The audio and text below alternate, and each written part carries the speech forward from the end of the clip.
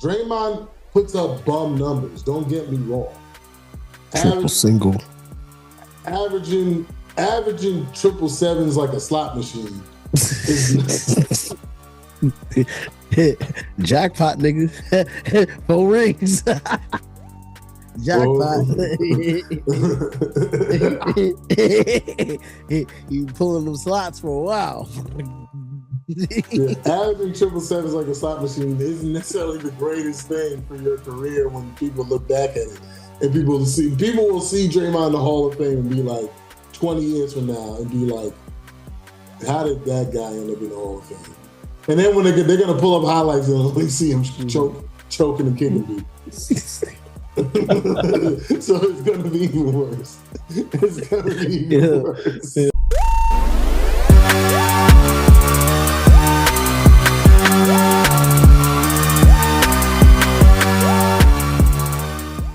Welcome. This is the Between Brothers podcast, where we bring you real talk, authentic takes, and laughs on sports, pop culture, and life. I'm your host, Lando, along with my big brother, Zero, the Chancellor of Charisma, the Duke of Debonairness. Some may call us Chancellor and Duke. Some may call us Lando and Zero. But the legends call us Debomatic.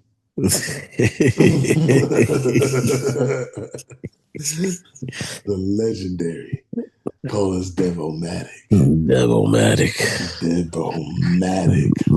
Yeah, you got to say that in the smooth. How's your week been, Zero? Yeah, it's been kind of tough, like looking for work. Yeah, it's been pretty tough, but still gotta still pushing through. It was like thanks to it's like super thanks to you, we were able to do this episode anyway with your help. So it was like, I sincerely thank you for that. I owe you big time. But yeah, I've been job hunting. Of course, dealing with kid problems. They put that in quotes, problems, because kids are gonna be kids regardless. Started working back out again, and it's weird because I've been doing a lot of walking, but I didn't really think it was much of anything. Maybe about a month ago, I weighed myself. I was 231, and so because I told you before, it seemed like no matter where I am, the floor is never even. So I had to make sure that my scale was actually flush on the floor to see what my actual weight is. So I would take my scale outside, even enough, weigh myself. Last time a month ago I was 230. I was like, Jesus Christ. I weighed myself at the beginning of the week, I was 217. And I hadn't even started lifting yet. It was like, hey, walking really worked. It was like, I still got to get these 18 wheelers off my freaking gut, but hey, say skinny fat ain't it, but I'll get there. I'll get there soon enough. It's like it's still, everything takes a lot of hard work, so I have no problem doing that. But other than that, and watching my Jaguars win today, that was a tough game to watch because it's like you would think that it'll probably be like that you would probably blow them out, but then you remember Trevor Lawrence is your quarterback. So 4 turnovers today. Yeah, three interceptions. Mm. Yeah, 3 interceptions, one forced fumble that was returned for a touchdown. He threw 3 touchdowns. We won in overtime by a field goal. Um, yeah, last second deflection on the goal line on a 4th and 3, I think. No, no, no. We got a, I think we had gotten a sack, so I think it was like 4th and 12. They had to go for it. So, yeah, it was pretty tough. But hey, we come out with the W. I watched the Chiefs game. Yeah, I watched the Chiefs game. They came out with the Chiefs Colts game. Colts got an L, so we're just a game back. Y'all needed that and the Chiefs needed that. Yeah, because the Chiefs need that to stay in the hunt. And yeah, with the Colts, so we're the 6th seed now. So we jumped the Bills. Um, I think it's due to conference record. We jumped the Bills. The Chargers are still ahead of us because I think they have the better conference record, even though we beat them head to head. Um, which Head to head matters first. yeah, that was a weird thing. We only I think because they yeah, head to head is first, but I don't know why because their conference record is better than ours. They're still Y'all got the the same record? yeah. Yes, we That do. doesn't make Yeah, sense. we're in a three-way tie. But we're just a game back of the Colts with their loss. We got to play the Colts twice. We got to play the Titans twice, who are the worst team in the league. We still got to play the Jets. I think our toughest game is going to be Denver. But we should but run the ball, play great defense. We should be good.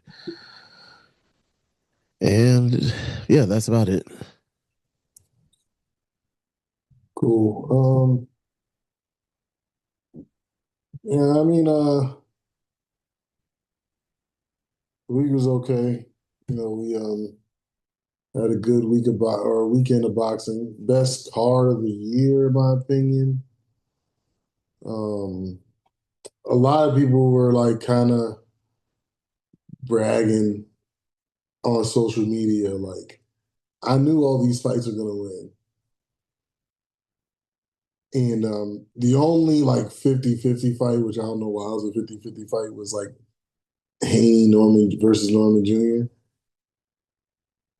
And because like everybody else, like just straight money line was like 10-1 odds or something like that. It's like some of the widest odds I've seen, but they were all entertaining fights.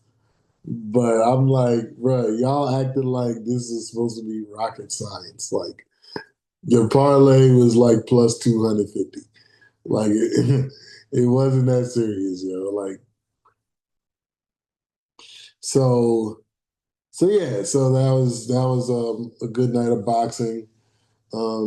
Jake Paul signed with Anthony Joshua, and somebody sent me at first they was like, "Is this real?" And I was like, "Man, it's a damn shame that Jake Paul ended his boxing career already." And but then he put in like a bunch of weight clauses and stuff like that, which I'm like, okay, if you're gonna fight at heavyweight, then fight at heavyweight. Like because then like and some people it's so funny because people like a couple of my friends was like, Tank would have like gave him them body shots. I'm like, Tank's not really a body puncher. I was like, oh, well, the height difference he would have had to be. I'm like, no, you just gotta find his range. Like Look at all the Tank's knockouts. Like they're all headshots. Everybody's taller than Tank. Tank is short. He's a 5'4", 5'5". Like everybody's taller than Tank. It's not like all his knockouts are headshots. Ryan Garcia was a headshot. Now he hit him to the body. I think the body shots would stop him, but he don't really get a lot of stoppages to the body. So I'm like, and it wasn't like he was actively going to the body. He just caught him with a good shot to the body. So, it's just like, I don't know. I wouldn't have watched the Tank one because there was no stakes and it was an exhibition. But now that this Joshua fight is supposed to have stakes, an actual match, with real stakes. The last person I've seen try to pull up on Anthony Joshua that wasn't a real boxer was Francis Ngannou. And Francis Ngannou is a heck of a puncher and is a big dude. And Anthony Joshua demolished him. So I'm excited to see what happens to Jake Paul. To be honest, I think there's going to be something that happens to where the fight falls through. I'm like 50-50 on that fight. But yeah, I just finally got to watch some boxing. Hadn't gotten to watch like a real card in a while. So I don't have the zone. I think I saw most of it on Twitter, I think. Um, but yeah. So The funniest thing that they said when Jake Paul and Anthony Joshua faced off, it was on Facebook. Somebody said, um, that Jake Paul had a face off against Tank to then come face to face with a Tank. bruh, bruh, He will beat the shit out of that boy. bruh. I think it's gonna end in 7. He gonna toy with him. And Anthony Joshua is not in the business of wasting time. 2, 3 at the most. I pulled up I was like, because I was putting boxing bets in. It's the first time I bet anything in a while. Mm, And yeah, I don't think I bet anything since the Crawford fight. Like anything, football, basketball, nothing.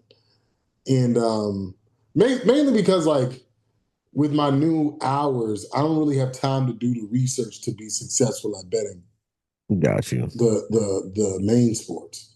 So, but I pulled it up and it was like 12-1. Like Jake Paul's a 12-1 dog.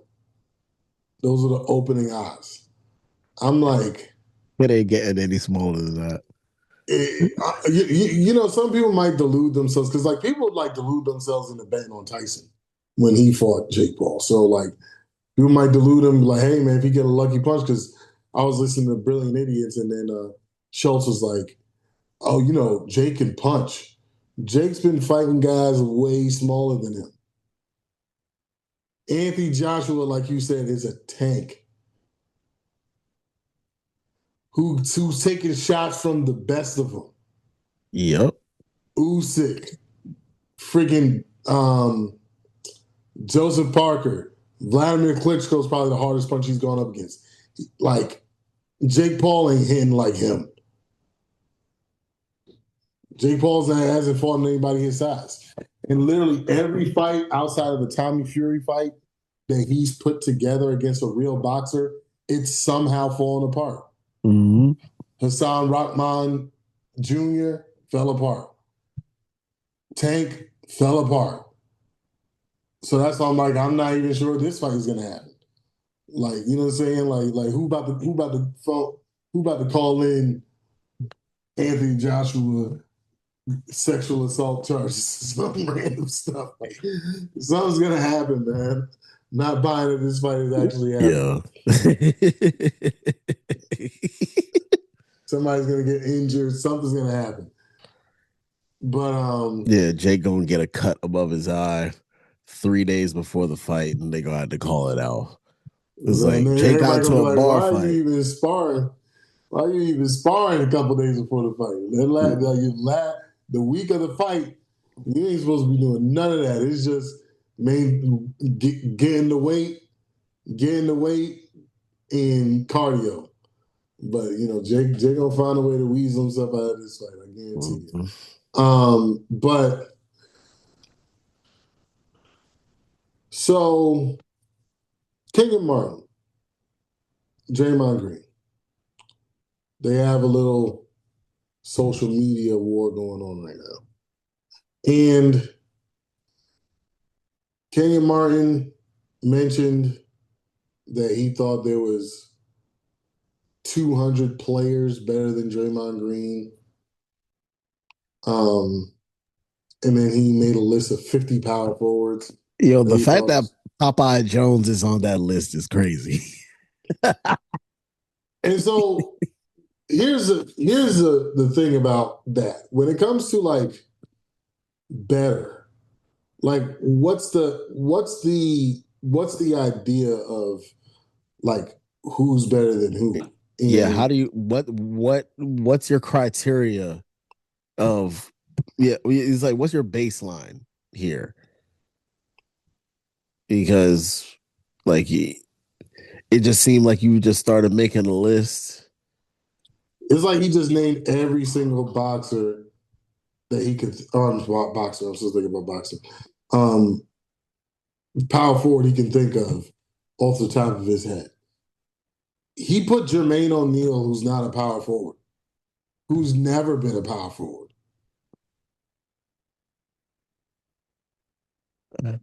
He put Al Jefferson. I don't know if Al Jefferson's ever been a power forward. Um, who else is up here? Nene. I don't think Nene's ever been a power forward. So like he named at least three people who didn't even play the position. So clearly you were struggling on finding names.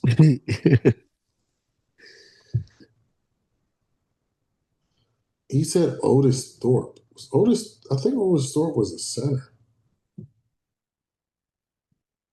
Yeah, I think Otis Thorpe was the center. I'm not to look.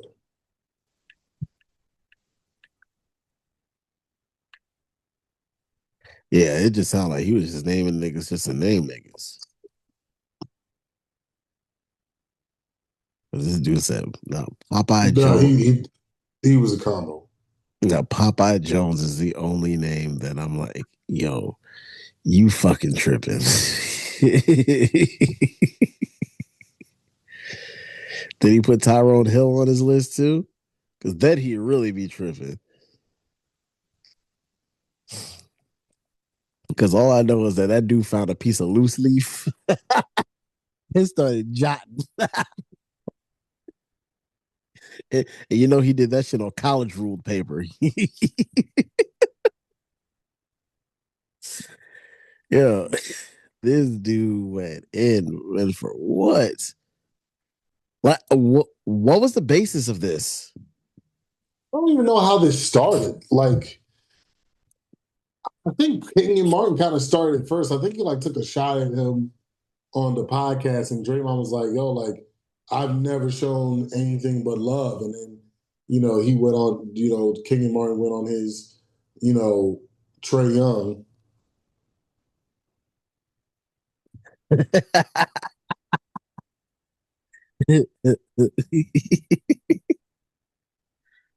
Best way to describe that. He went on his Trey Young.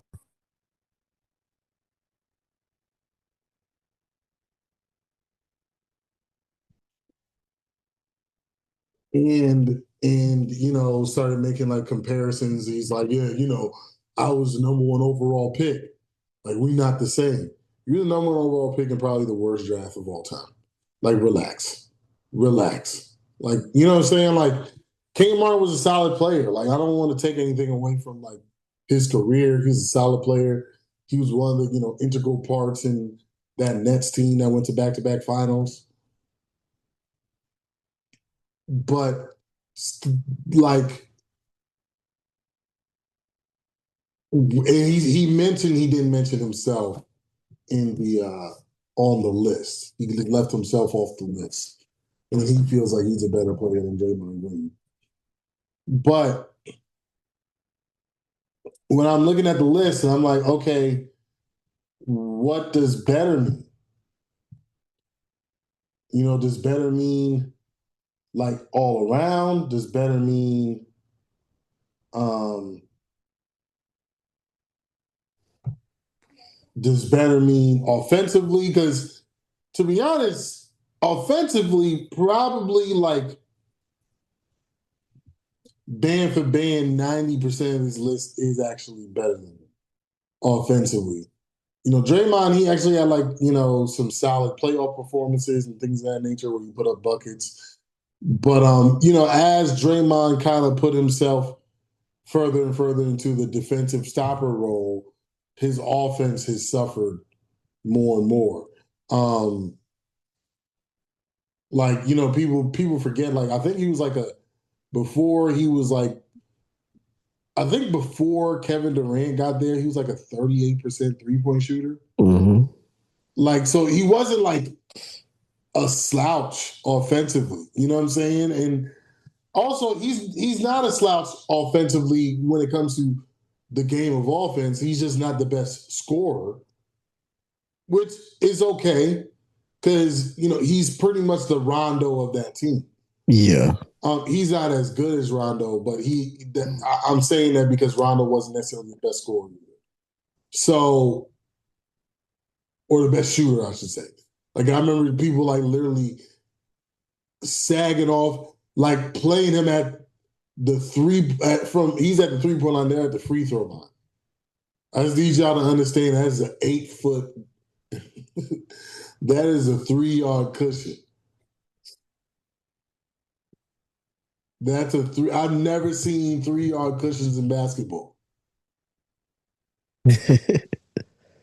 So especially what last week where we did like, oh man, I never even clipped that up. I'll try to do that. Best scores we've ever seen, stuff like that. Like those things just don't happen in the NBA. So is Draymond a threat offensively, especially now? Absolutely not.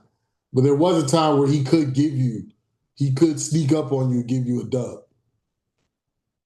and lock your guy down. So it's like, okay, I think did he mention Dennis Rodman on this list?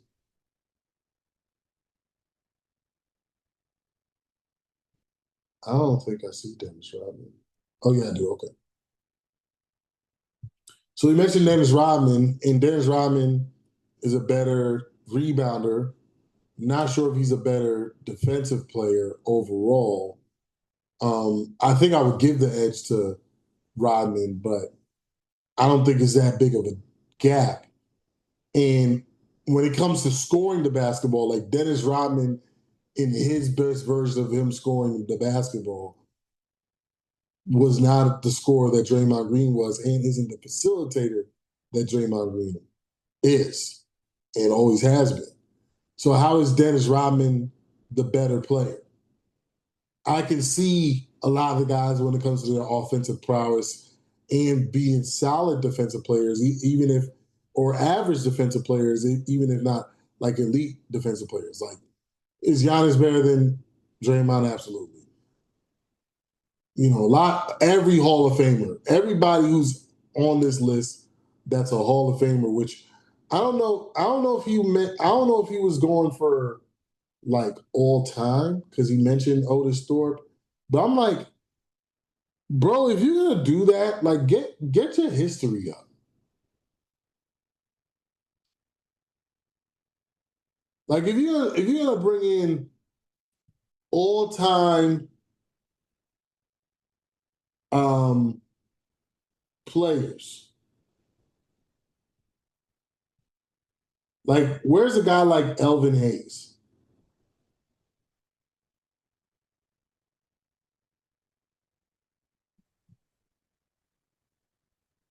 This dude But put this dude put Nene.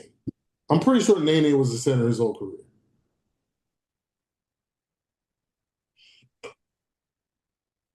Rashard Lewis better offensively, David Lee better offensively.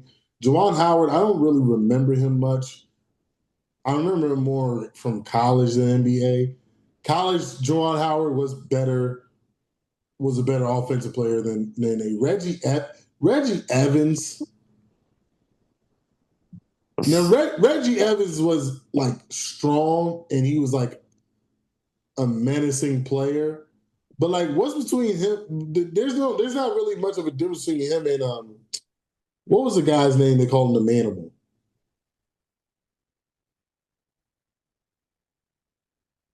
I can't remember. Oh man, this is gonna bother me. But like, that's pretty much like the same It's like player. what, Reggie Evans? Bro put Not, you Reggie know what? like you were just fishing for names. And even because you said David Lee. Who else did you name? You said was better offensively. I mean, most of the guys on this list are better offensively. So, like David Lee, like I said, I don't really remember John Howard. But He put he put in he I put think in Jawan was a Jason center. Williams. Nah, he was a power. I don't know about college, but he's a power forward in the NBA. Oh, okay. He was definitely a power forward in the NBA. He put Lamar Odom, Antoine Walker. Those guys are better than him offensively. Tim Thomas. He's a Tim, solid player. I'm not buying that he's better. yo, Like here, this nigga don't even like Tim Thomas. Why the fuck would he even he put a dude he don't like personally on the list? here's why you everybody who listens to this podcast or who will see this podcast or anything, we have a firm rule on this podcast. You cannot say a guy isn't top whatever if you can't name X amount of players that are with no question a better player. So if you're going to say LeBron James is not a top 50 player, I'm just using because it's a Yeah, ridiculous it's ridiculous to say that.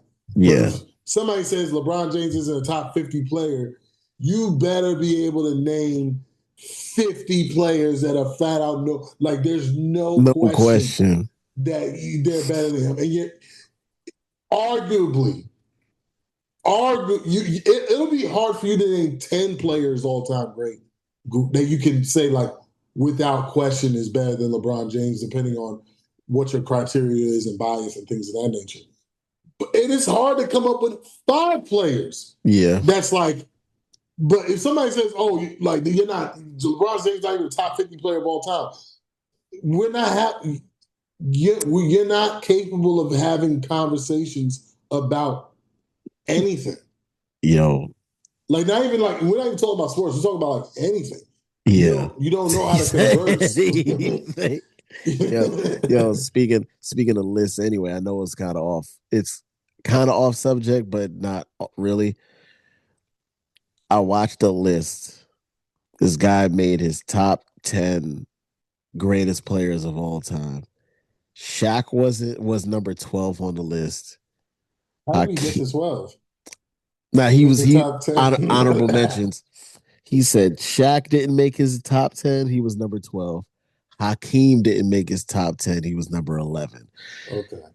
We can't have conversations about basketball. Yo, forget that. This dude had Larry Bird as the second greatest player of all time on his list. Okay. So his top four. Hakeem was a better player than Larry Bird. Hakeem was a better player than Larry Bird. So, like, what are we talking about? He had Kobe 4, Magic 3, Bird 2, Jordan 1, and I think he had LeBron 6. I think he had LeBron 6. And his criticisms of the other players that he said think it was Low. He's yeah, Low. He was talk. He mentioned um LeBron having the 8 point game against the Mavericks, and Lowe said, "Well, Bird had 2 8 point games in the finals before. If we're really gonna go with finals appearances or finals performances." He's like, there was 2 times where Bird only scored 8 points in a finals game in the same finals. It was like, now, granted, LeBron was what? I think LeBron was considered the best player in the world at the time when he played. If Well, it what was wasn't like? Kobe, When did Larry Bird? it was Larry Bird's first championship. So it was second year in the league. Is Dang, when Larry Bird won that fast. That Magic championship pissed Larry off that much. He's like, not only did he get a college championship, keep me from getting a college championship, he won an NBA championship before me. Oh hell no! yeah, that's what Cedric Maxwell won finals MVP. Cedric Maxwell being a Finals MVP is That's unbelievable. that's Andre Iguodala levels. That's so crazy. But if the aliens are pointing the lasers, Shout out to the legend that's telling me. no, but yeah, Um, yeah, that you even mentioned list, I had to bring up this dude really said that Larry Bird was number two and Larry Bird was flawless. He said Larry Bird was almost flawless and he could have been the greatest player of all time if not for his back issues. nah, he the Lakers were too good of a team. He probably could have made more Finals appearances. Mm, He probably could have won another championship. I mean, winning three MVPs. in a There, row. yeah, like there was. I think that last year, I don't remember who was like the runner-up, but you could have made a case for them being the MVP that year. I can't remember who it was, but like the other years when if you just look at his numbers, of course, we can't go back and watch every game, but like if you look at his numbers, he should have been MVP those the first 2 times he won it. The Yeah. last one was like kind of arguable, but he probably shouldn't have. But like, I mean, Larry Bird was a beast. He's just not like Number two player overall. number two overall. Like, what? It's hard to argue that he's a better overall small forward than LeBron. Mm, I know LeBron. They both have their flaws. Larry Bird was more defensively um, versus LeBron. I never thought LeBron was much of a great defender, but he is from everything I've seen. I've watched a lot of Larry Bird. I don't think Larry Bird was Larry Bird was a mid defender. LeBron James was a good defender.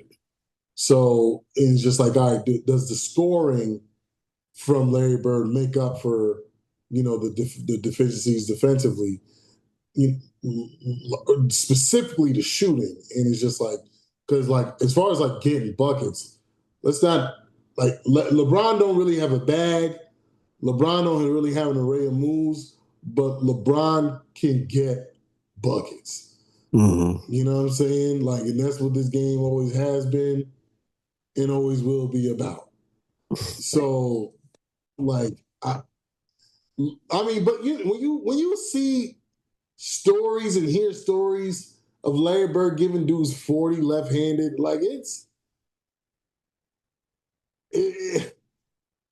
it's hard. yeah. Like it's hard, man. It's hard to like justify it, but Yes, that's hard to overlook. But but yeah. damn. So, but like when it comes to the Kenyon Martin list, like he's putting centers on the list, or like guys who are mostly centers or hybrid players, and then it's just like I said, you got a guy like Elvin Hayes is probably the biggest example I can think of that he just like completely missed the ball on. The list would make more logical sense if it was Jason players Williams with the Y. with the Y. Want to clap this limo driver?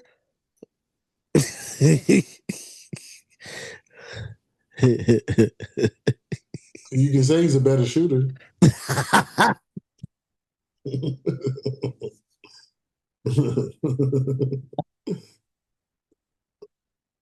Oh, yeah, he 100%.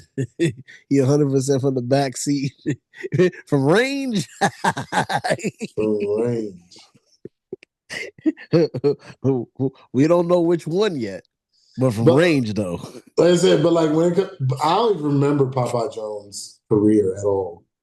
The only thing I remember is how weird his picture looked on live. Yeah, that's the only thing I remember about him. Like I said, Nene, at least from when I remember Nene, him playing um, for the For the Nuggets, Nuggets, he was the center on that team. I don't know what he was when he played on the Rockets. But I said, I mean, there's some guys like Derek Coleman was a beast, underrated. I don't remember Danny Manning in the NBA. He was, he was a '90s guy on the West Coast. We were too young to watch West Coast games. They came on too late. Um, This list would make more sense to me if he was talking about guys strictly in the 2000s. But it was like you were just pulling whoever you can think of yeah, and still and left people off the list. yeah, So it would have made more sense if that's where you were going with. But still, when Draymond started listing off his accolades and what he's accomplished versus what you accomplished, it was like there's just certain conversations you just need to leave alone. Like the only thing you have over Draymond in this sense is that you have a better points per game average over your career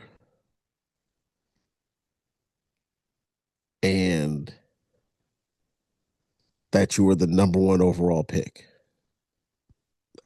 In my estimation, that's it. I mean, that's all you have over him because your final success came in a weak Eastern Conference. Well, let me say, no, getting to the finals because I can't even say you have final success.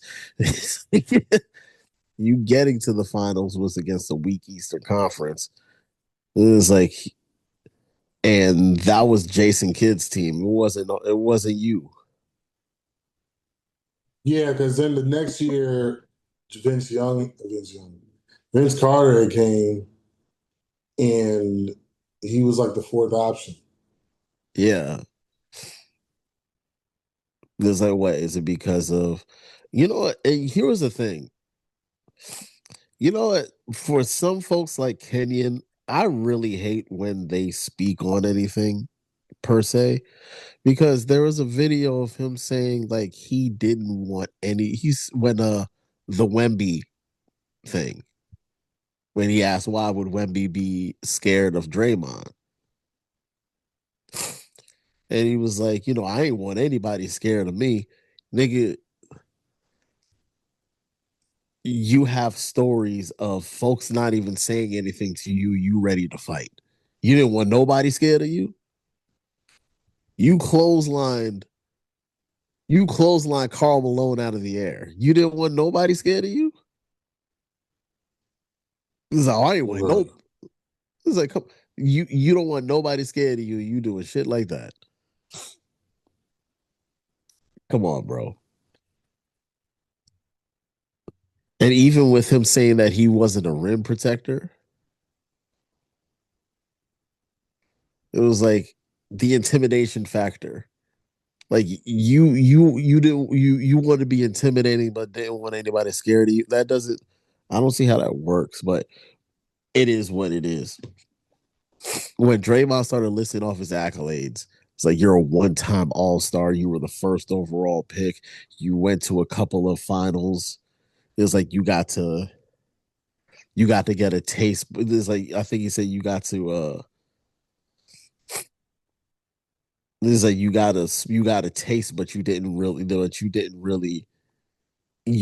get to enjoy victory. It was like four-time defensive player of the year. Oh no, four-time champion, one-time defensive player of the year. Like his accolades just go down the line, and for some odd reason, you feel the need to be like, I can name all these players who are better than you, and do all those players still have the same accolades put together like that Draymond does? Because if they don't, yeah, well, let me not even say that. It's like The there aren't accolade, many people that are on that list that have any that even come close to the resume that Draymond has. So it's but like if but then that the conversation becomes, all right. Though they don't have the accolades, does that mean they're not better overall overall players? players, So, but like I said, he was just named. Like I said, he left guys off the list like Elvin Hayes, like Dave DeBuscher. I don't know how I forgot. Um, like Kevin Bob, McHale. no, Kevin McHale on the list. You talk Bob about Pettit, Bob Bob Pettit. Pettit, Bob McAdoo, giving dudes. He was giving Kareem numbers. So it's just like,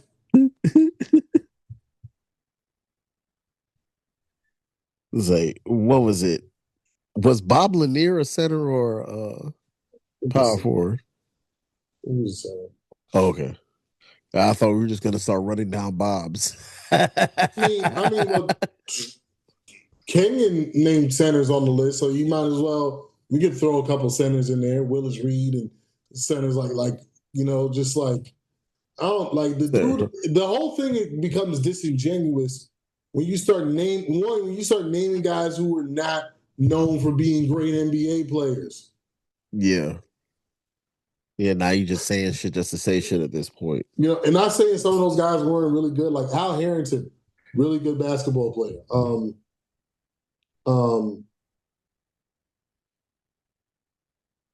um, Let's say I don't really remember Danny Manning, but I heard that he used to cook dudes when he was playing.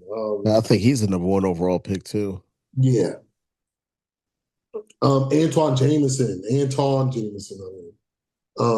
was a beast.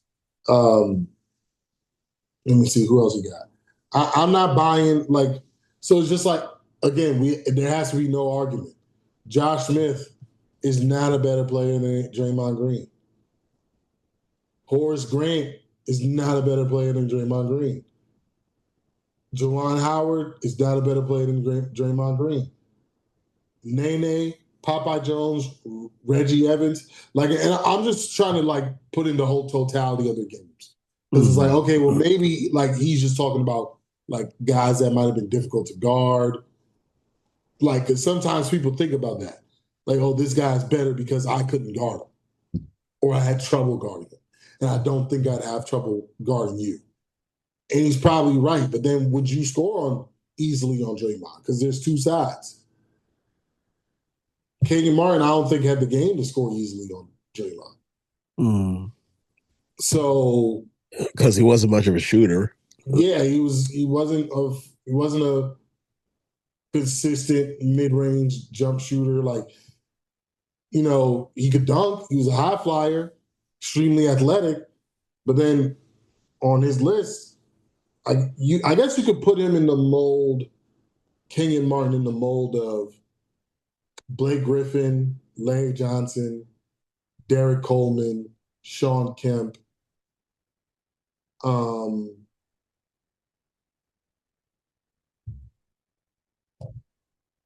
you probably put him in that mold. and he's the worst jump shooter of all. Mm. You know, these are guys who are like hyper athletic power forwards who, you know what I'm saying, get that weren't necessarily like the biggest guys. Because like Giannis is hyper athletic, but he's also got like a 9'8" wingspan. You know what I'm saying? So like, and so like and also Giannis isn't a high flyer, even though he's very athletic. He's not high flyer doing windmills and stuff like that, like Kenyon Martin and those guys were capable of doing. So yeah, so I don't, yeah, I'm not buying that. Like I told you, offensively, Draymond's probably at close to the bottom of that list. Overall, maybe half the players are better than him. Mm-hmm. Overall, just all around game. Defensively, maybe a quarter of those guys are better. Mm-hmm. And like the only guys, like off the top of my head, just off the top of my head, the only guys I would say were as good as or better defensively: Giannis, KG, Tim Duncan, Dennis Rodman, maybe Jermaine O'Neal. Maybe Jermaine O'Neal. As good as or better. Well, we know Jermaine O'Neal could punch. Jermaine O'Neal had great offensive weapons. He had fantastic offensive weapons. Yeah, he was accurate.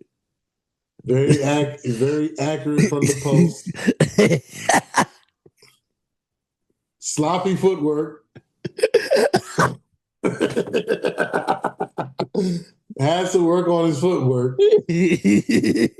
Leans in a little too much. But the power is there. Power is there. Oh. You know what I'm saying? Excellent post game. Excellent close quarters. Excellent from close quarters. Can hit, and clearly he can hit from any range. But devastating in close quarters. He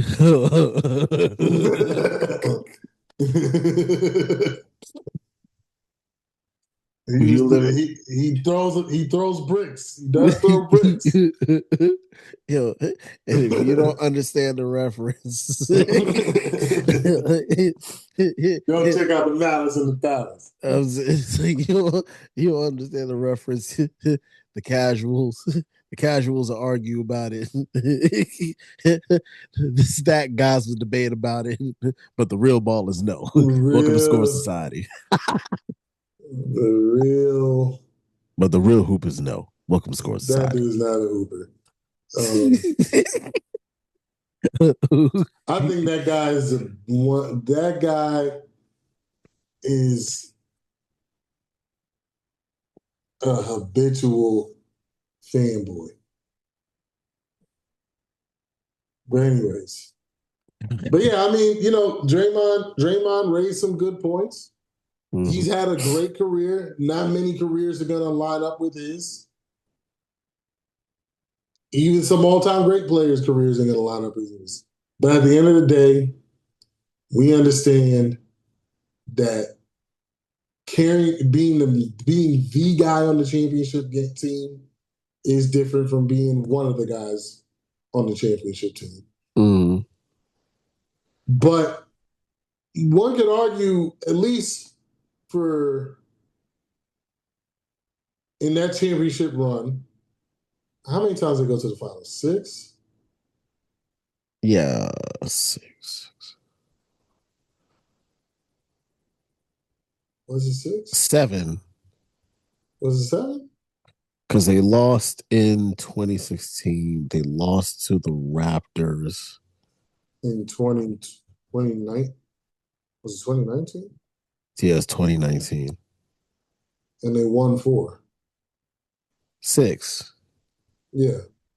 6, okay. So he was probably the second best player on that team for 3 of them. 2 to 3 of them. The first one he wasn't the second weapon. He wasn't like the second weapon, but he's probably the second best player. Because he was the best defender on all of those teams. He was the best defensive player. He was the third option offensively for all those teams.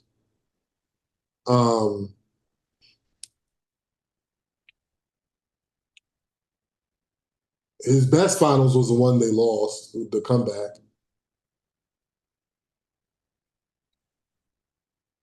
And he was definitely second best player on that team. So I would say, yeah, the first two, in my opinion, without a doubt, he was the second best player. Klay Thompson was the second best scorer and was the number 2 guy.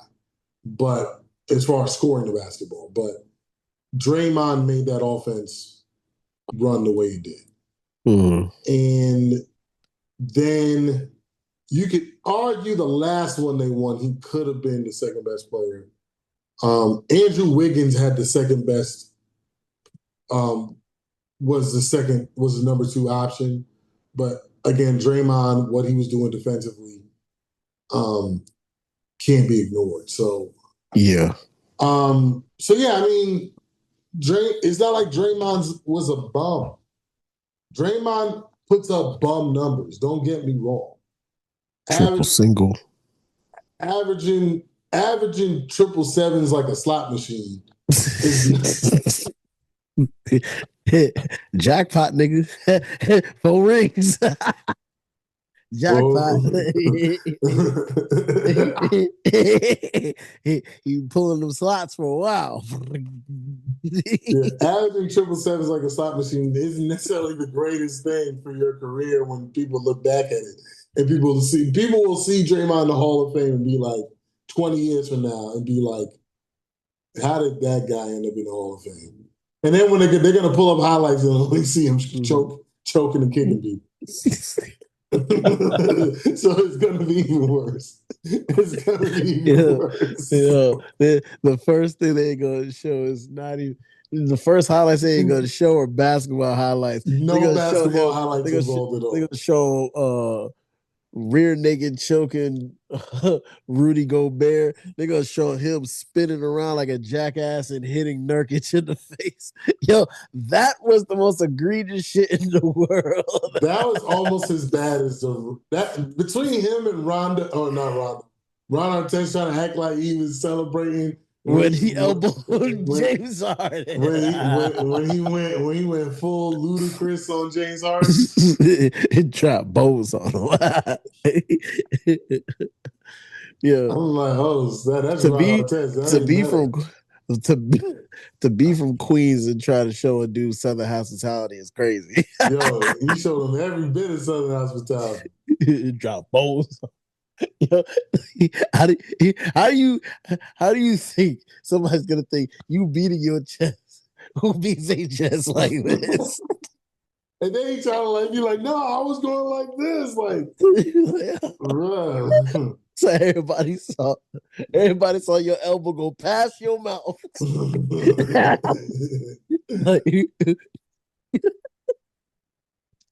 Everybody saw you dab. Everybody saw you dab before you threw that bow, dog.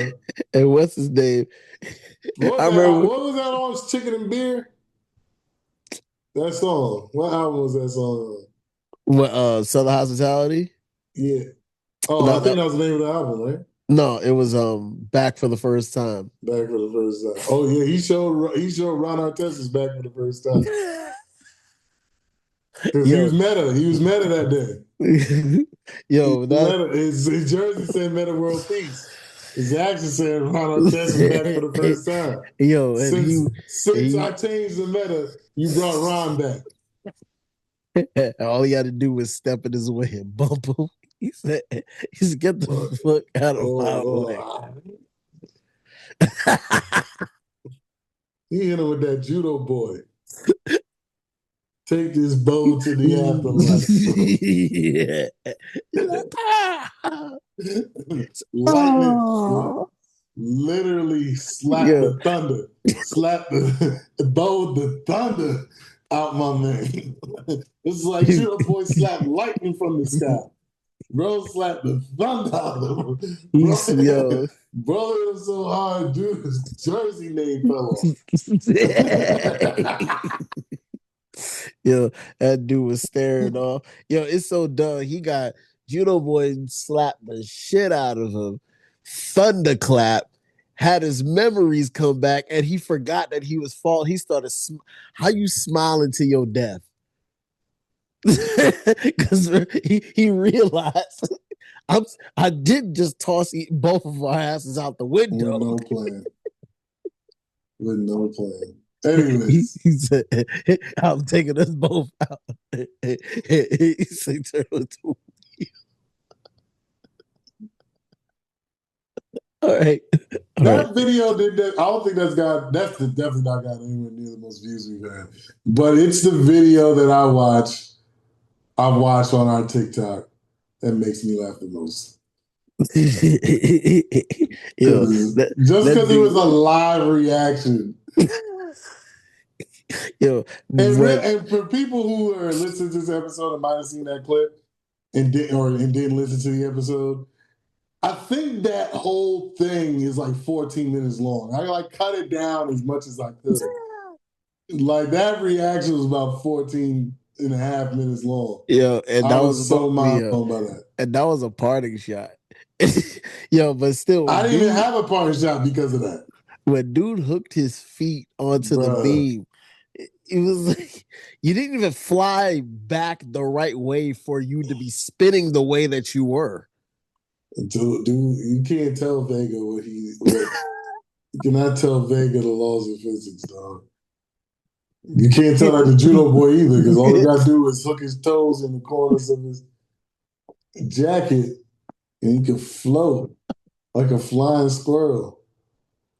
He realized he was good. He realized he was gonna die. I was like, yo, he's like, and had the wherewithal to be like, oh no, I know my feet fit perfectly.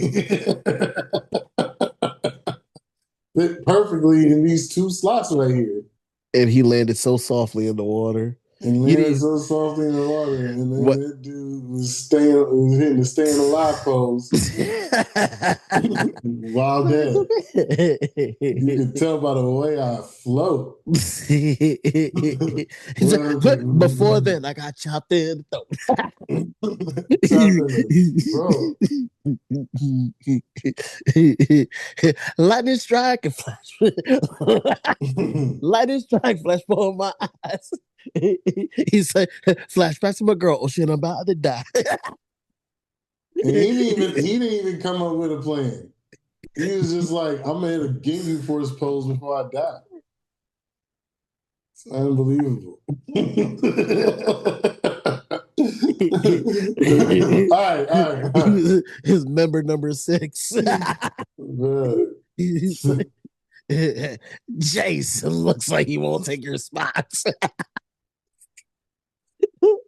The fact that Captain Ginyu got, like, what was the one joint with the extra eyes? Gordon? Goldo. Like, Goldo doing the Ginyu Force stuff makes a lot of sense.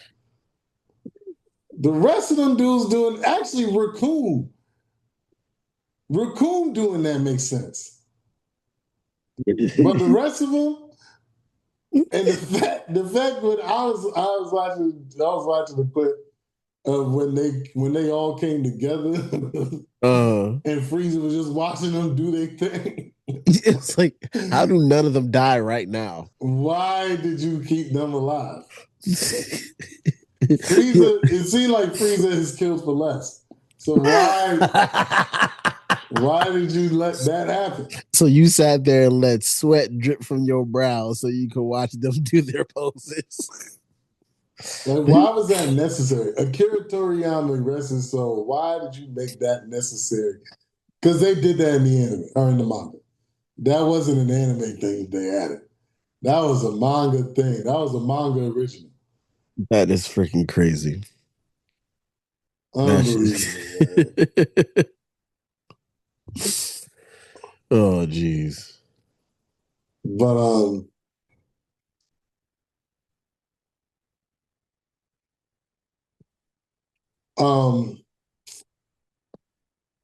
on I guess a little bit more serious note,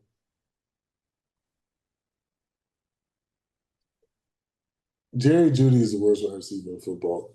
I'm sorry, that wasn't where I was going. I just opened my phone to see what the other topic we were supposed to talk about was, and I saw Jerry Judy.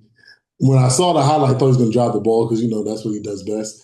But then he catches the ball to then drop it.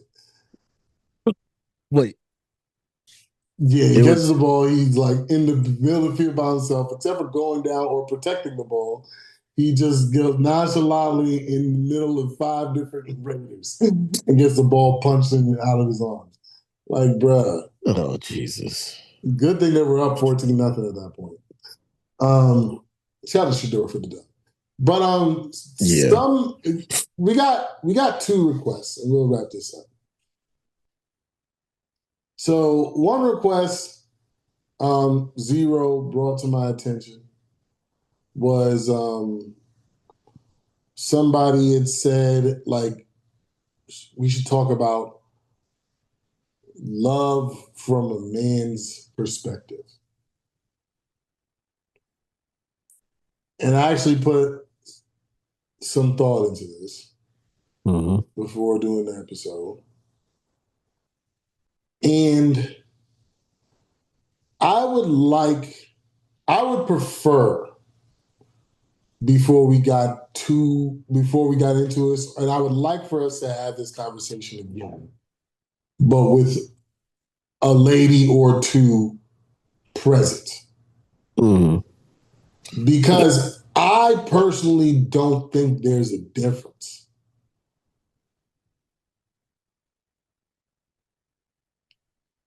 I know people say like men will like want respect over love. I've been hearing that on social media. Hmm.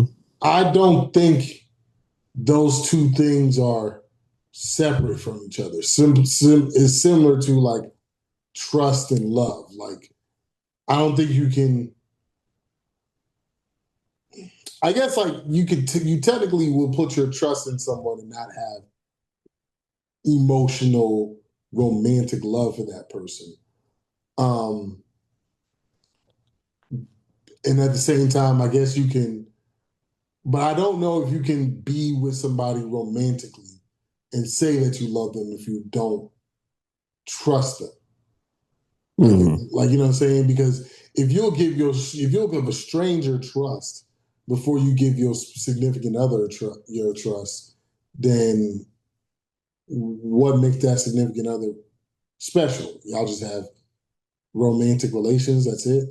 So I know people try to be like, oh yeah, like men want respect more than love, and I'm like, I would like to know what they mean by that, like definitionally, like how do you have that without that? Like I've never not respected someone I loved. I've never not trusted someone I've loved. Hmm. So that's where like I don't know if there's a difference between men and women. Because, like, for example, a woman may see it as a sign of disrespect if she gives you a honeydew list and you don't do it Hmm. at all. And then a man may take it as a sign of disrespect where he says, hey, you shouldn't wear that out. And his girl has an argument with him for 45 minutes when it's like, we could have just not had this conversation. You could have changed your clothes and been out to wherever the hell you were supposed to go or where you were supposed to go. So I don't know. Start us off, man. What do you think? Because I personally don't think there really is a difference. Yeah, I feel the same way because it goes hand in hand. So yeah, I always felt like it goes hand in hand. It's like you can't have one without the other. Like Yeah, because it's an oxymoron saying, I love you, but I just don't trust you. It's like, but how does that even work? Like, how exactly now? I know there might be some folks that think it's like, well, of course you could trust somebody without loving somebody. We're not talking. We're talking about relationship between man and woman. We're not talking about anything job related. It was like your boss trusts you with a task. It was like, what, because he trusts you with the task, that mean he loves you too? It was like, no, get your head out of your ass for a moment. Because there's people that will really go down that road and try to flip it that way without actually understanding that's not the conversation here. Yeah, I just because when you say men would prefer respect over love, it's like, so I need somebody to explain to me how the fuck does that work? Yeah, I Is wonder what those people like define as love because it's just like, like I said, I don't see that there's really much of a difference. Like, if you love someone, you're gonna respect their wishes. Like for example, like what's respectful about cheating on your spouse? So if you like, there's nothing respectful about that. So like, if you don't, because they say men cheat more than women do. So like, if you don't see cheating as a form of disrespect, but you do see it as a form of not loving you. I don't see how you separate the two.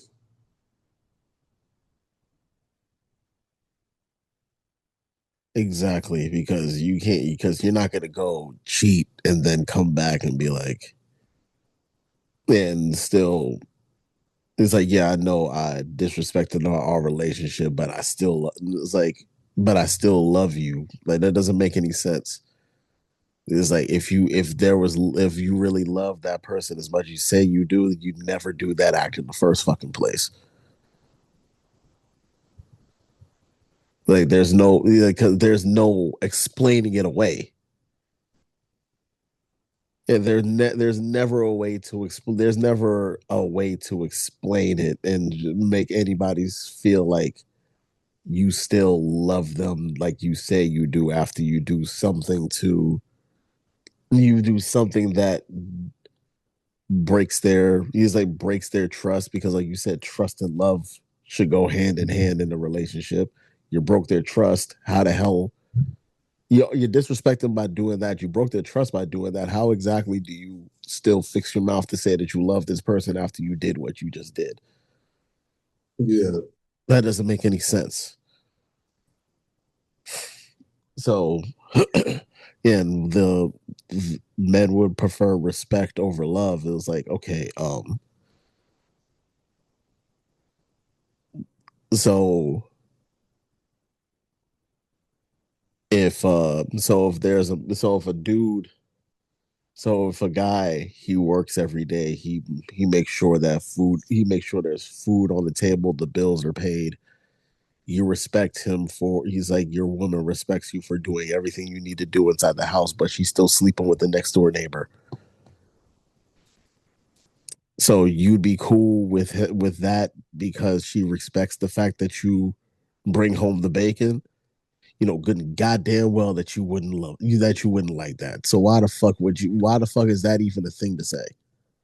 Yeah, and I've seen like both like men and women say that, and I'm just like, I don't see how you can do one without the other in a relationship, because and also like even if it's a stranger, I don't know if like I think that things like trust and respect and honesty and courtesy, it doesn't necessarily mean that you're that you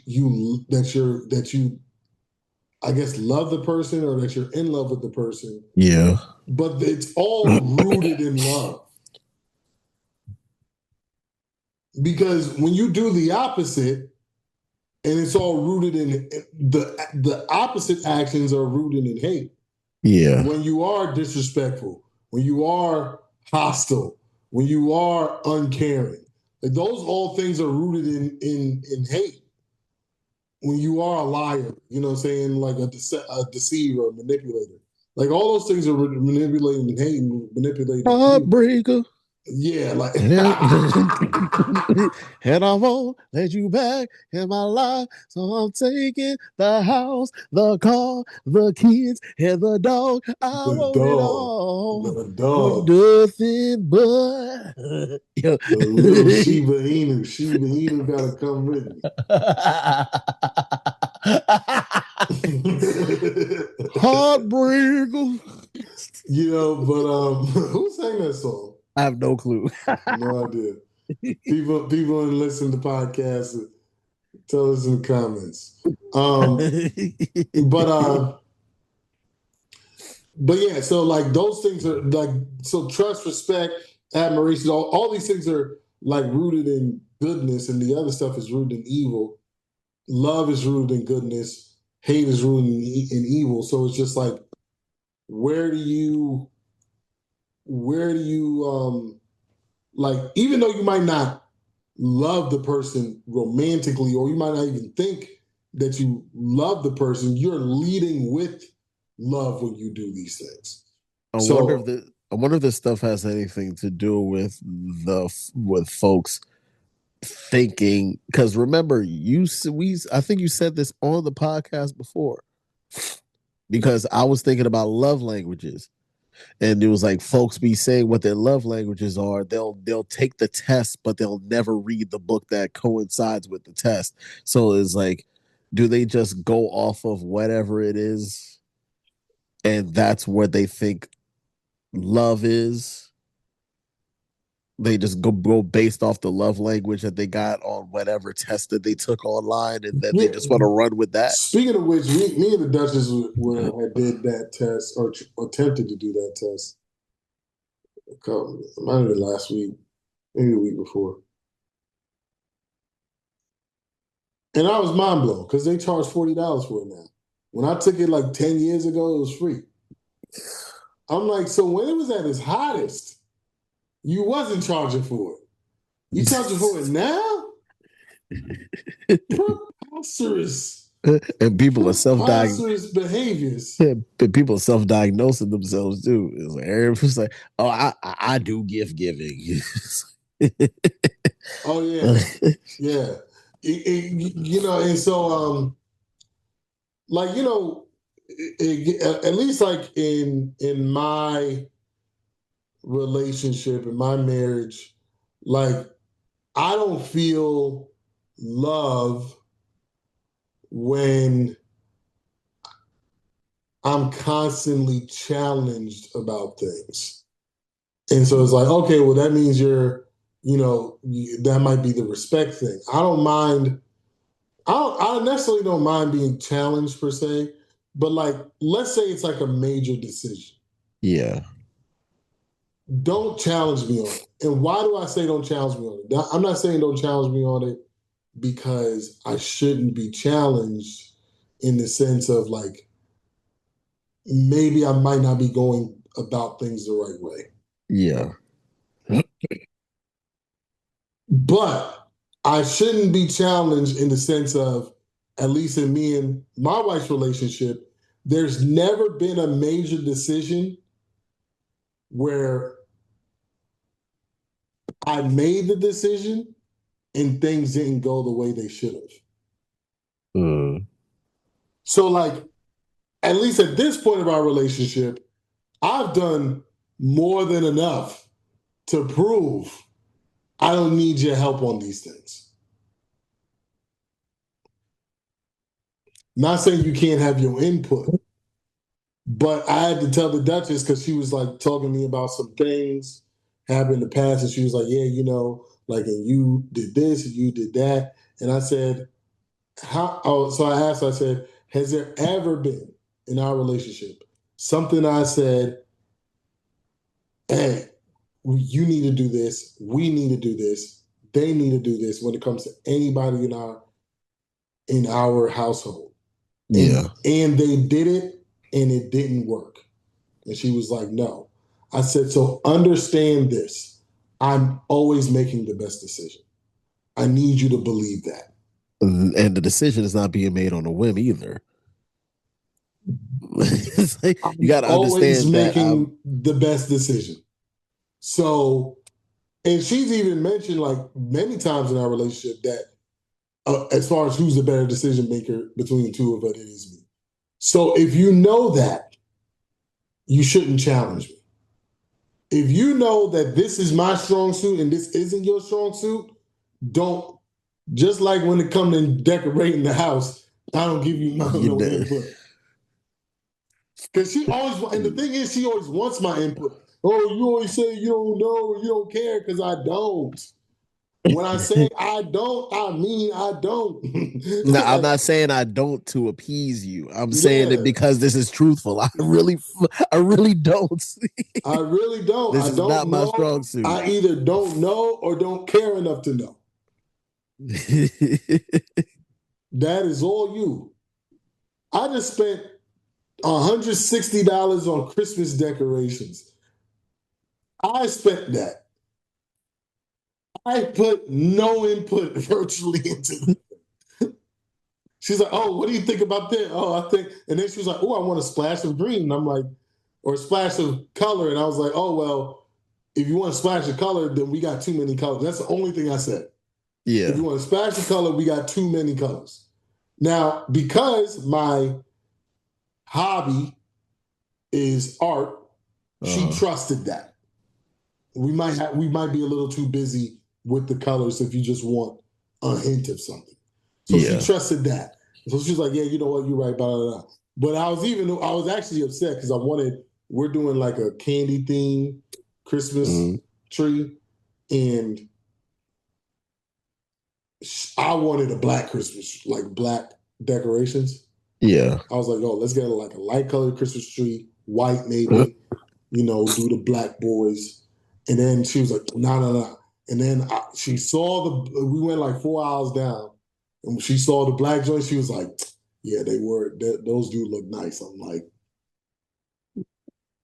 see, we could have did the black with the white, the black with the red. But it's all good. No, I think the tree's gonna end up looking good. But yeah, like there's a lot of decisions when it comes to her eye, her vision, things of that nature, that like I'm I'm not putting much input into it or whatever. But like I said, but when it comes to like, okay, like if I say we shouldn't do this, we shouldn't do that, and you keep asking me what's wrong with it, we're always asking the wrong question. Yeah.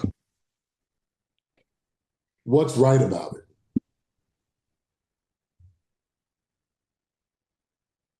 Because if we supposed to be people who follow Jesus, Jesus never, Jesus wasn't on that. Jesus, when people wasn't asking Jesus, well, what's wrong with this? Why can't we? Jesus just like, you just don't. And then you just did, you either did or you didn't. If you wanted to live like Christ, you didn't. If you wanted to live like Christ, you continue to do those things in which you did before. So it's just like, yeah, like so don't like yeah. Inherently, there might not be anything truly wrong with it, but if there's nothing right about it, if especially like I said, I'm not speaking to anybody who doesn't believe in the God of the Christian Bible, but or whatever religion you believe in, there's rights and wrongs. So if you can't tell it, if you can't find out, let's say there's nothing wrong with it. If you can't find out what's right about it, like if you can't find out what's wrong about it, but you can't find out what's right about it, you can't. The reason why you can't find out what's wrong with it is because you have the desire to do it. Mm. Ask Josh Gordon what was wrong with smoking weed.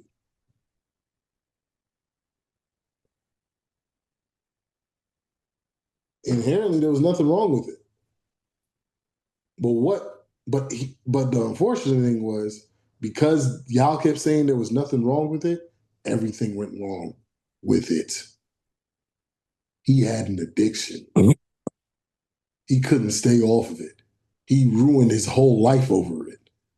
Yeah, nobody should sit here and try to say that that you can't have an addiction to it, because if you can't wake up without it, if you can't function without it, it's an addiction. There ain't nothing wrong with a little drink every once in a while. Ask Justin Blackman. Every once in a while. These people ruin their lives over this.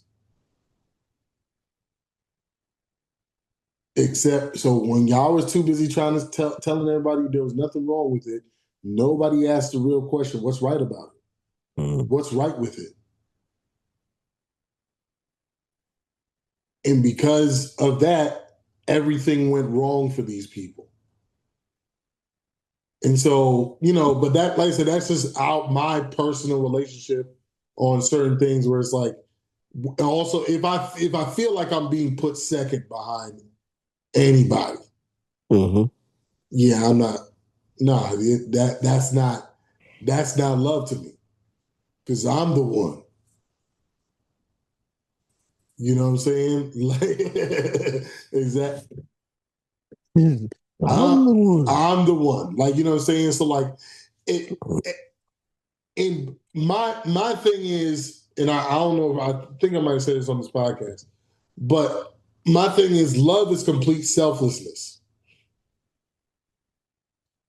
So the issue is when selfishness enters, that's when there's disruption in the relationships. Because if everything I do is for your sake and everything they do is for your sake, then that's complete selflessness. So it might be, um, hey, I want to go, I'm going to use a strange example, but not so strange. I want to go to Amsterdam with the boys. Now, for those people who don't know what Amsterdam, at least back in my day, was known for, it's known for an area called the Red Light District, where things got raunchy in the Red Light District. Mm-hmm. And I'm planning a trip with my dude. I might not even want to do anything when it comes to those activities they do in the Red Light District. But that's what the boys wanted to do, so that's what we're going to do. And your girl be like, oh, I want you to do that. Man, ain't nothing wrong with me. What's wrong with me going out with my friends, going out, doing a guy's trip? Ain't nothing gonna go down. You know me. But what's right about it? You can fall into temptation. Mm-hmm.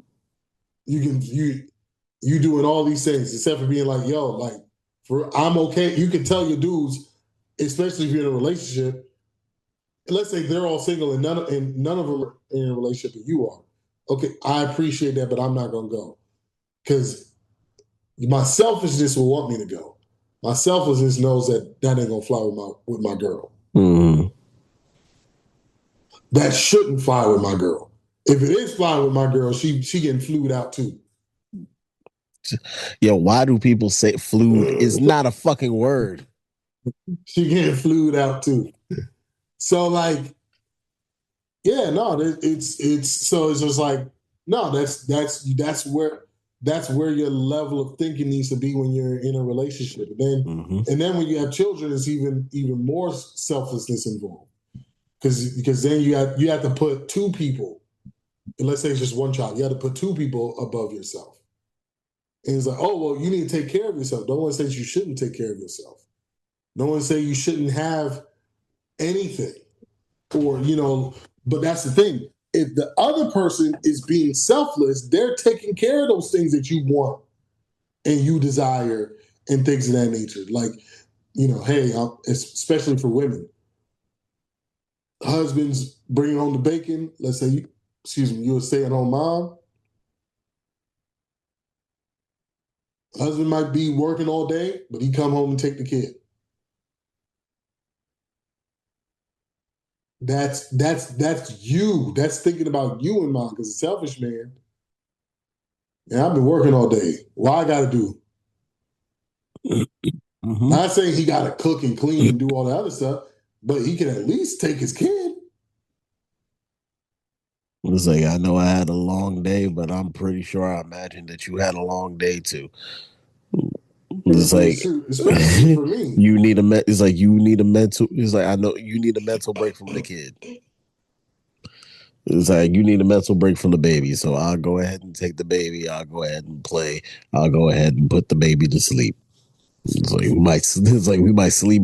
We might sleep next to each other. It was like who knows, but you Yeah, needed the mental break. I know I just came home from work, but that doesn't necessarily mean that you just had that your day was just completely easy because you didn't do what yeah, I did. yeah. Because I remember when Lincoln Lollipop were young, I always put them to bed. Mm. Oh, like that was something up until we had gotten divorced. That was something I always did.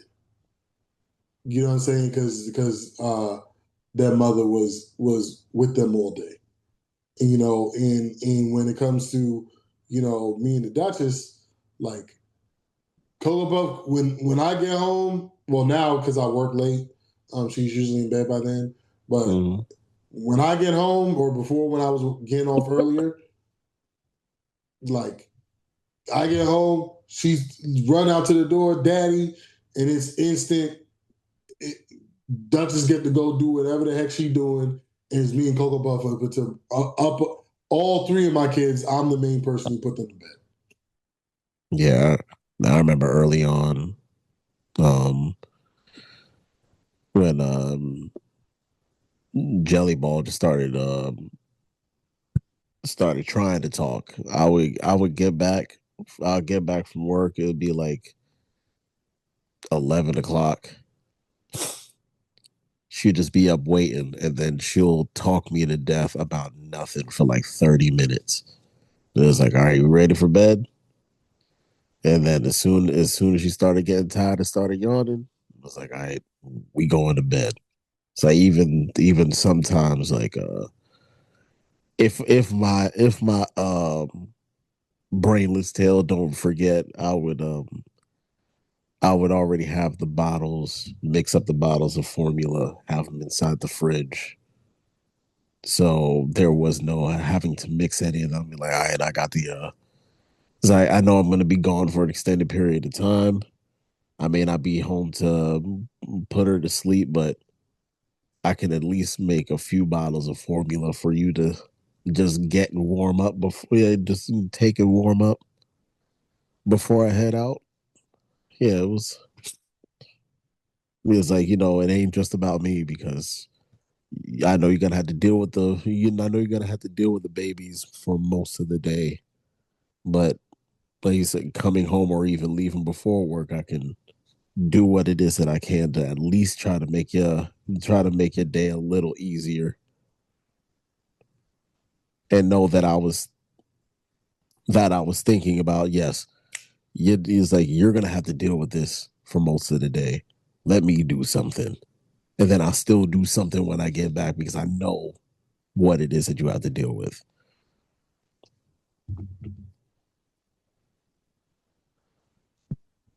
You know, 100%. I mean, we kind of like veered a little bit off the topic. Like I said, there's a level of conversation I'd like to have with a woman about this Mm-hmm. and see like where their heads are at, and then maybe I can have a better perspective on like the differences. But personally, as we just stated, we don't see any differences. But all right, so we had another request. This is actually a few weeks ago, but I kept forgetting about it. Um, Zero had sang about half of the Chippendales song. So a commenter said, has suggested and asked and requested that Darkwing Duck from the 90s cartoon theme songs. Mm-hmm. Now, I don't remember the Darkwing Duck theme except for the hook or the chorus. So if you don't remember the Darkwing Duck theme song, Mm-hmm. if you can grace us with a theme song that you do remember the entire theme song, that would be fantastic. Oh, me? You the one who sang it last time, right? Look, I don't know the Darkwing Duck one. That's what I'm saying. I really don't remember it. I remember liking it. Don't remember anything but the chorus.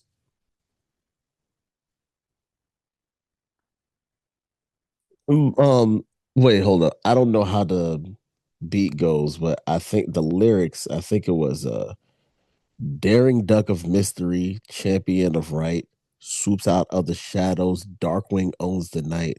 Somewhere some villain schemes, but his number's up. 3, 2, 1. Then the hook, Darkwing Duck. When there's trouble, you will call DW. Darkwing Duck, let's get dangerous. Yeah, sing it though. They ain't asked I for can't remember how the how cadence yeah, was. the cadence. That's the thing that I don't remember. Gotcha. All right, we got to work on that. All right, so so look, Mm-hmm. we didn't have. I'm gonna clip it. We didn't have it. We'll try to get it. We'll try to land it at I'll another land it. time. What's it called? But I'll land it next week. I'll land it next week. I just gotta listen to it. When I saw the comment, but I wasn't sure that they were actually requesting this. I felt like it was a request. Felt Got like you. it was a request. But if you can grace us with a theme song that you actually remember the lyrics to from the 90s or from our childhood, and you necessarily don't have to be from the 90s. You already know. You already know. Hey. Life is like a hurricane here in Duckburg.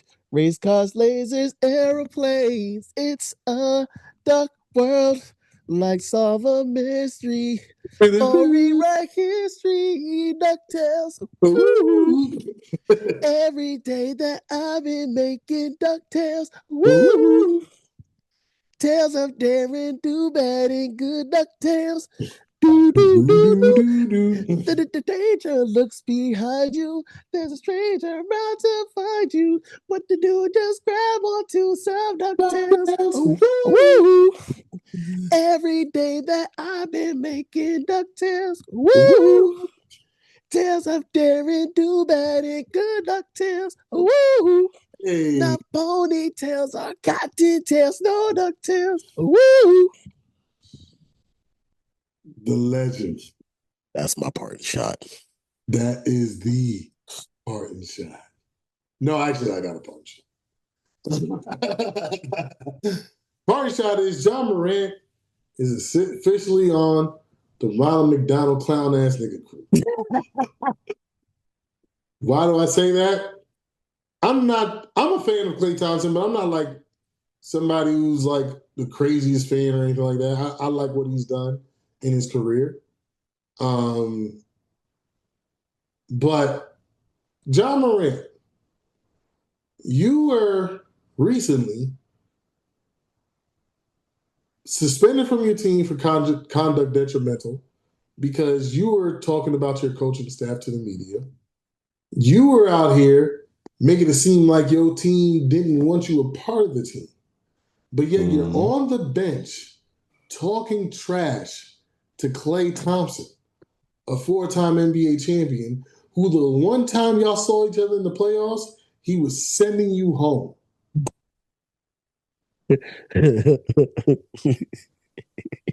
You cost yourself like I think it was like either $40 or $70 million because you wanted to show guns on social media. You're a buffoon. You're a clown. You're an idiot. Ronald McDonald clown ass nigga. Oh man. And I'm someone who said that John Morant was going to be rookie of the year. But just because I like your game, don't mean I can't think you're lame. Go ask Kevin Durant. Go ask KD. I hate KD. Love how he hoops. And I thought he should have been number one overall pick over Greg Oden. That's how big of a fan of KD I was in college. When you do lame stuff on a regular basis, you can't say you're not a lame dude.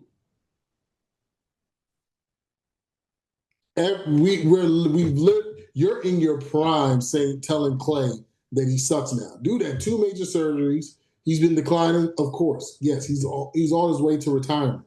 What does that mean? Your team is nowhere. You are nowhere. You've gotten nowhere. Or are they supposed to be good in the West? You said that's what makes them lame. You said we good in the West when you got bounced in 6 to the team that ended up winning the championship. You got bounced. So you thought for some reason that put in your head, we lost, we didn't take the champions to 6 games, and that makes us better than the champions. That was your logic. Mm-hmm. To then follow it up by threatening teenagers in Foot Locker or wherever shoe sneaker store it was,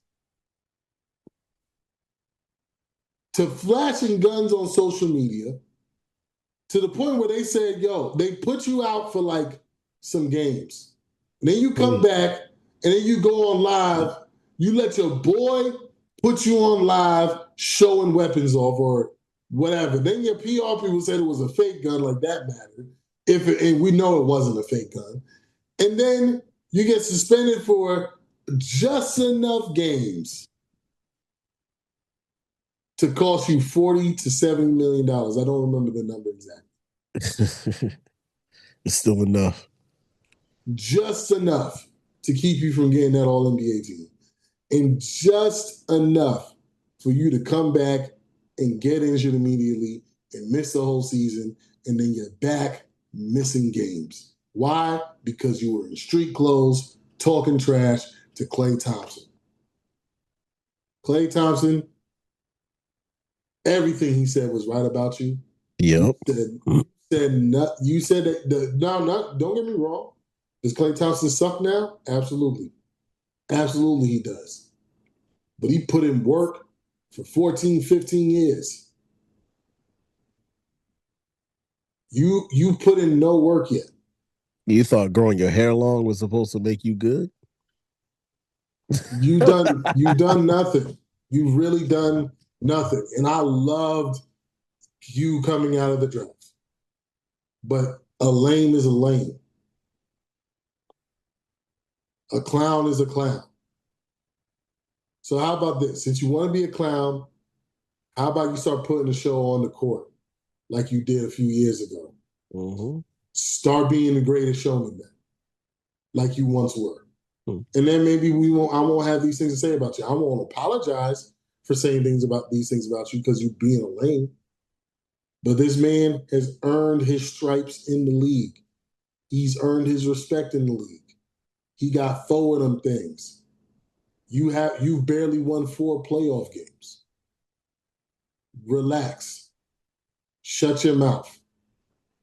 Humble yourself. Get back on the court. Wish you a speedy recovery. But like the great American philosopher, my friend Fizz said, And I'm going to say now, but change the names. Tell Zero to tell John to. That's my parting shot.